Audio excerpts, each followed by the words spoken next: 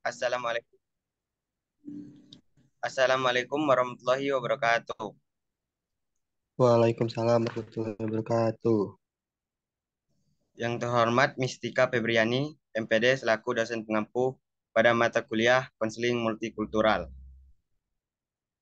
Di sini kami dari kelompok satu akan mempresentasikan hasil diskusi kami, yaitu tentang peran riset, pelatihan, dan praktik berwawasan budaya.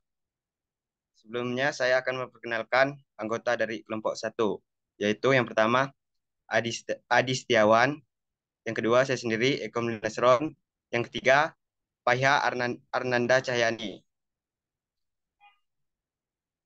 Baik, sebelum kita melanjutkan pembacaan materi, marilah bersama-sama kita mengucapkan lapas basmalah. Bismillahirrahmanirrahim. Selanjutnya pembacaan materi yang akan disampaikan oleh Adi Setiawan. Pada Adi dipersilahkan.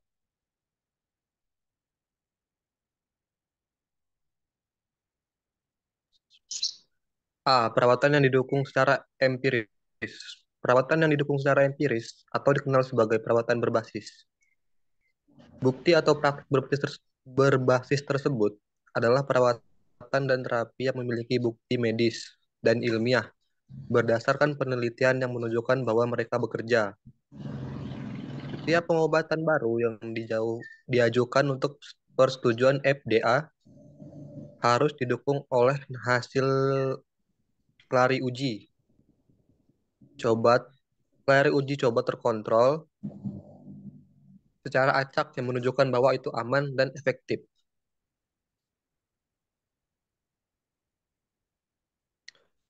B. Hubungan yang didukung secara empiris.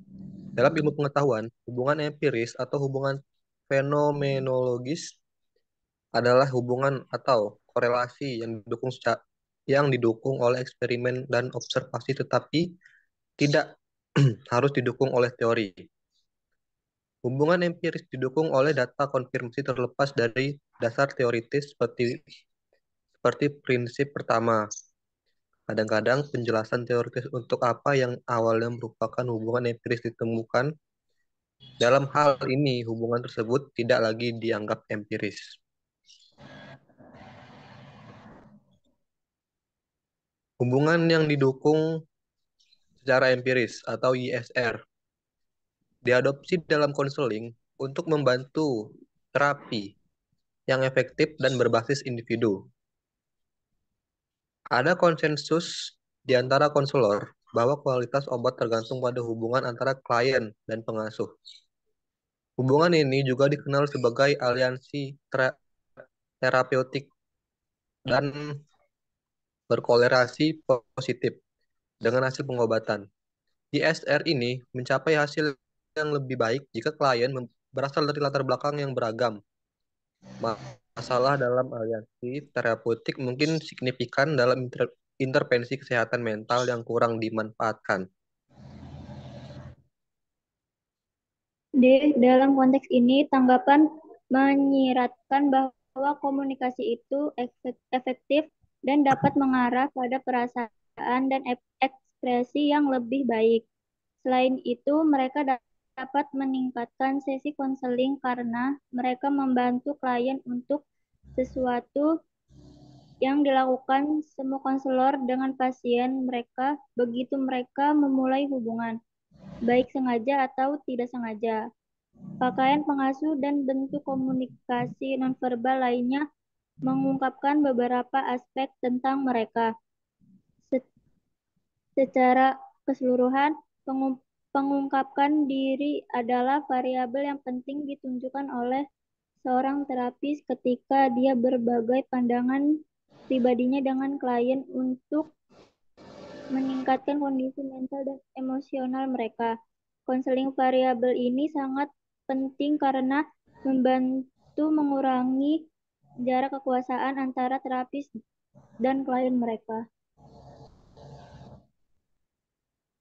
Praktis bebas bukti dan masalah keragaman dalam terapi. Pentingnya EBP menjadi semakin diterima di bidang konseling multikultural.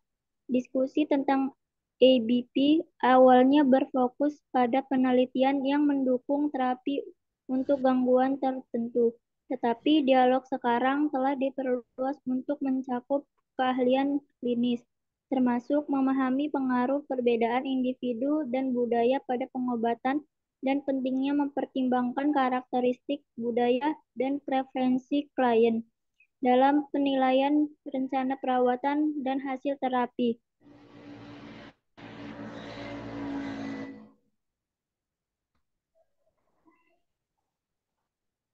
F. Artinya perubahan organisasi harus diarahkan pada perubahan perilaku manusia dan proses organisasional sehingga perubahan organisasi yang dilakukan dapat lebih efektif dalam upaya menciptakan organisasi yang lebih adaptif dan fleksibel. Pertimbangannya dengan diterapkannya modernisasi administrasi akan terjadi perubahan organisasi dan perubahan itu sendiri tidak akan berhasil jika ada hambatan yang datang dari manusia terlibat di dalamnya. Demikian juga halnya jika kebiasaan manusia dan budaya organisasinya tidak diubah, perubahan organisasi tidak akan berhasil. Demikianlah hasil presentasi dari kelompok kami. Saya selaku moderator memohon maaf apabila terdapat kesalahan dari penyajian materi yang kami sampaikan. Saya akhiri. Wassalamualaikum warahmatullahi wabarakatuh. Waalaikumsalam warahmatullahi wabarakatuh.